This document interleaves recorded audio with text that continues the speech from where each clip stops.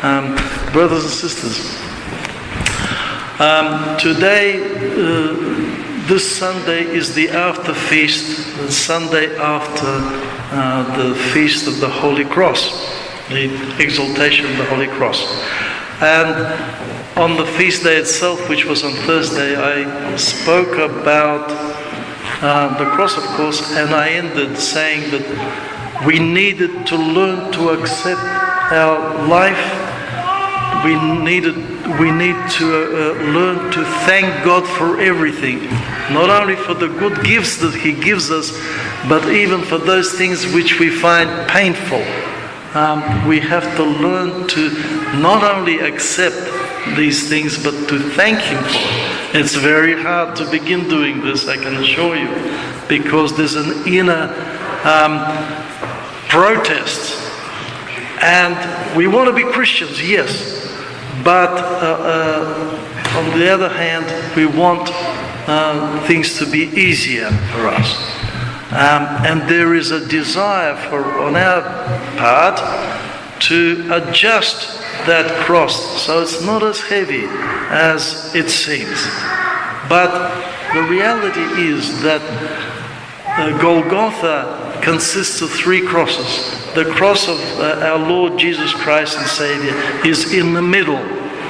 And on both sides are the 2 thieves, the 2 robbers. The one who accepts the cross and the one who doesn't want to accept the cross. So there seem to be 2 positions, yes and no. Yes, I accept. No, I don't accept. We want a third way. We want to bargain with God and say, God, I'm not saying that I reject the cross, but make it a little bit easier for me. Right? I'm not quite ready to accept it the way it is, because of various things. Well, I'll get to that in a minute. But in reality, there's no third way, because the Lord said, let your yes be yes and your no be no. There's either yes or no. There's nothing in the middle, yes and no. All right? Now, in recent times, a number of people, I've spoken to a number of people in my pastoral work, and I've realized that this is such a common problem for us.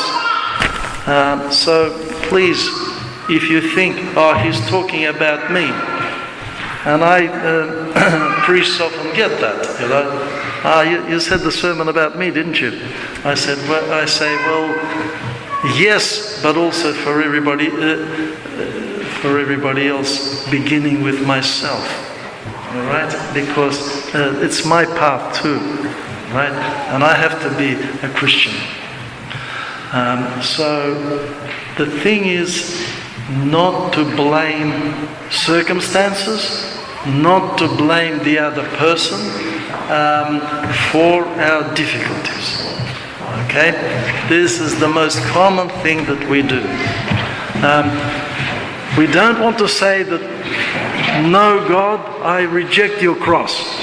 But we want to say, look, I would have carried it, but it's all his fault or her fault or somebody else's fault, or because the circumstances are such that I can't do it the way you want me to do it.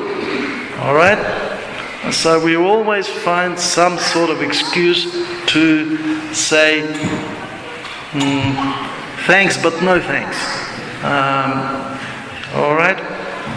But the thing is that without this acceptance, without this relationship that can only be established through thanksgiving, we cannot begin our spiritual life, which is a transformation which begins when we take responsibility for our life without blaming anybody. Say, this is my life, God. I accept whatever you send me. Okay? And I accept it with thanks. Right? because I understand that without this acceptance and without this constant relationship of thanksgiving, God doesn't need our thanks. We need to do it because this is the only way that we can acknowledge Him and establish this relationship with Him and maintain this relationship with Him, because without this relationship with Him we cannot carry our cross. Okay, we're kidding ourselves. So it's a matter of constant maintenance of this relationship that will enable us to take proper responsibility for our life without blaming somebody else, blaming circumstances. Now, I know, look, we're all human beings and we want to have a whinge sometimes. We want to complain. But it's not beneficial for us to complain and to try and bargain with God as if things are going to get easier that way. In reality, they get harder when we refuse to be committed, and we're agonizing over our own internal condition, as well as the problems associated with which we call the cross.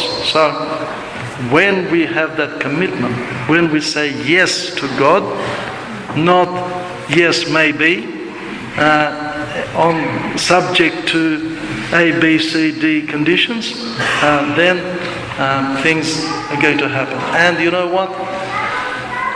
Because this cross is very often our relationship with other people, we will find that the transformation and the change that occurs within us is going to help us, because it's going to change our spirit. And the other person will feel our spirit and will change his or her behavior in relation to us. And our life will be easier.